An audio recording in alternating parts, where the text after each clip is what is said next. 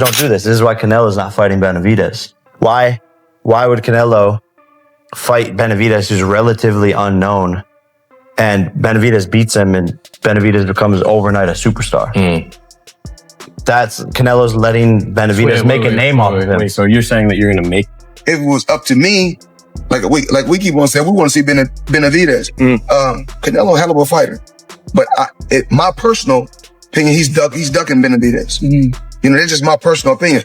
And I'm allowed to speak my mind. That's just what it is. We want to see Benavidez. David Benavidez is now holding back after Canelo Alvarez's loss to Terence Crawford. The undefeated super middleweight champion has intensified his stance, claiming that Canelo is too afraid to face him. You not give us Canelo Benavidez. Why? Canelo, why?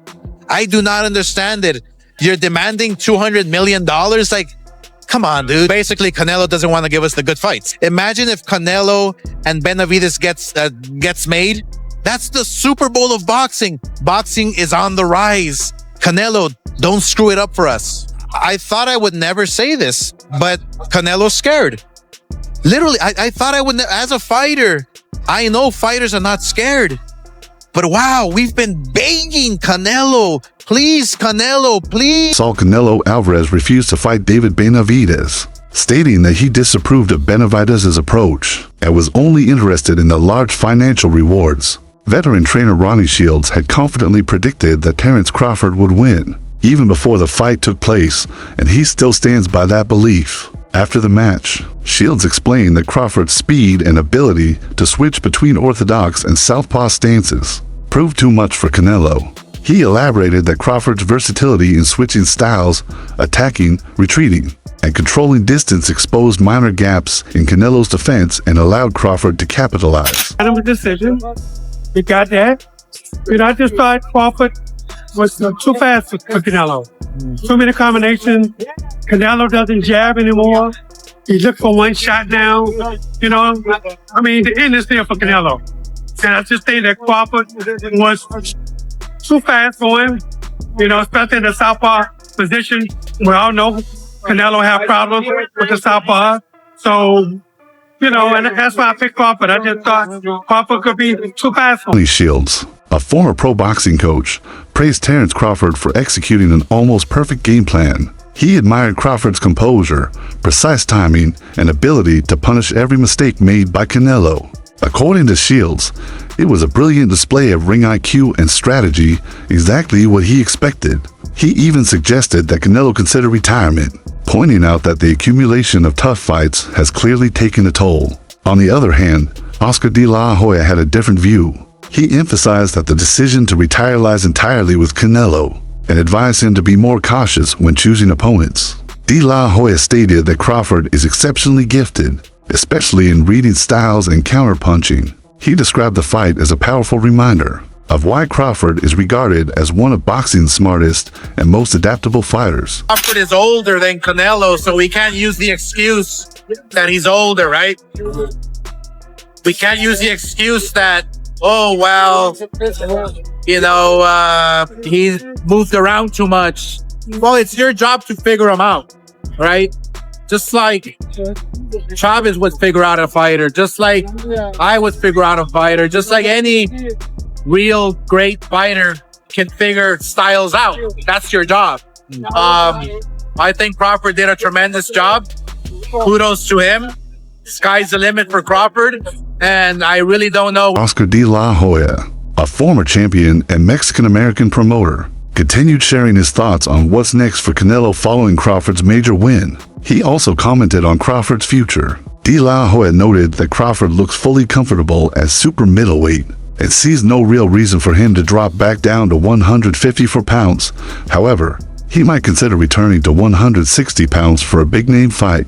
Oscar believes the most exciting potential matchup would be against rising star Virgil Ortiz, a clash he expects to be action-packed and worthy of Crawford's current elite status. Crawford at 160. Imagine that. Would be incredible. So there's a good possibility that Crawford will stay at 168. Most likely go down to 160. I don't think he's going to touch 154. I think he'll stay at 160 eventually and try to find the biggest fights possible. And the biggest fight for him would be a Virgil. Terrence Bud. Crawford's performance in the September 13th main event against Canelo Alvarez was praised by Rolly Romero. Romero said it takes something special to beat Canelo, and Crawford had it. He noted that the early rounds were closely contested, with Canelo coming forward and making it a tough fight. But as the bout progressed, Crawford took control, set the pace, landed cleaner shots, and started winning round after round. Romero said Crawford's ability to adapt mid-fight against a top-tier opponent proves that he belongs among the greatest boxers of all time. He called it an incredibly impressive and almost unbelievable achievement. That performance did something really special for me. Yeah? Yeah, and a lot more special than what probably anyone else is probably thinking, honestly. I didn't expect Crawford to be that big.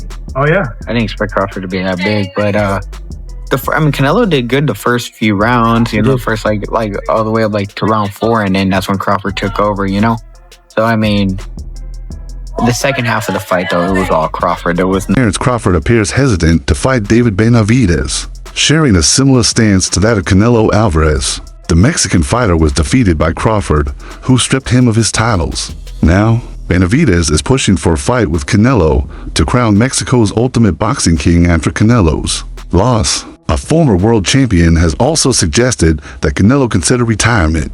Although Crawford seems reluctant to face Benavidez, he hasn't ruled it out entirely. He acknowledged that Benavidez is a big guy, about 1.80 meters tall and weighing between 88 to 90 kilograms, much larger than Canelo, whose smaller size made their fight more manageable. Boxing journalist Dan Rafael echoed Rolly Romero's observations, noting that the early rounds of the Canelo versus Crawford bout were intense and back and forth. But Crawford had a well-executed plan and clearly outperformed the bigger, more experienced Canelo. Rafael praised Crawford's calculated strategy, discipline, and preparation, which helped him overcome pre-fight doubts and earn a convincing victory.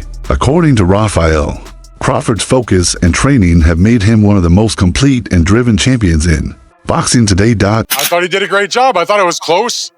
I had Canelo ahead in the early going, but I thought Crawford did an amazing job closing that fight down in the last few rounds, where he really started to back the supposed bigger guy up. Although for me, they looked about the same size. But that was a brilliant performance. So what can you say? I mean, you got to give him his credit. He created a lot of history. He dreamt this fight. He willed it to happen. A lot of people, not me, but a lot of people laughed at him, said, forget about it. No chance against a bigger guy like that. But he showed. Dan Rafael added that while a rematch between Canelo and Crawford would surely generate buzz, it may not be the smartest move for either fighter right now.